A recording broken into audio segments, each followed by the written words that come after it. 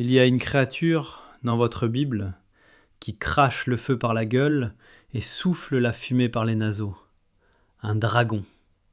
Pas dans une légende de chevalier, pas dans un film, dans le texte sacré, décrit par Dieu en personne. Il vit dans la mer, aucun homme n'ose l'approcher, et le Tout-Puissant a juré de le tuer un jour. Alors ce soir, une seule question les amis, c'est quoi ce monstre que votre Bible traîne depuis la première page ? Un dragon, ça ne se met pas dans un livre saint pour faire joli. Le texte le crée, il le nomme, il le combat et il jure sa mort. Ça, on ne le déploie pas pour une simple image. Son nom, c'est Léviathan.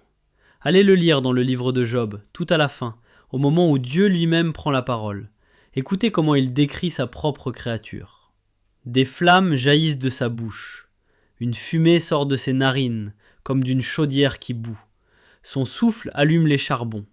Le feu, la fumée, la fournaise. Et Dieu ajoute que le fer pour cette bête n'est que de la paille, et qu'aucun homme n'est assez fou pour la réveiller. Et je connais la parade qu'on va me servir. C'est juste un crocodile, une manière imagée d'écrire. Un crocodile qui crache des flammes, bien sûr. Un crocodile que Dieu jure de transpercer de son épée à la fin des temps. On continue ? Psaume 74. Tu as brisé les têtes du Léviathan. Les têtes, au pluriel. Un monstre à plusieurs têtes que Dieu a déjà frappé une première fois, au commencement. Et pourtant il vit encore. Ésaïe chapitre 27. En ce jour-là, l'Éternel frappera de son épée dure, grande et forte, le Léviathan, et il tuera le monstre de la mer. En ce jour-là. Autrement dit, pas maintenant. La bête est toujours là, et sa mort est réservée pour la fin. Et si vous cherchez d'où elle sort, remontez à la ligne d'ouverture, jour 5 de la création. Là où votre Bible écrit sagement les grands poissons. Le mot hébreu, lui, dit taninim, les grands dragons. Ils sont dans le texte depuis la toute première page. On les a juste rangés au rayon des animaux marins. Regardez le fil entier.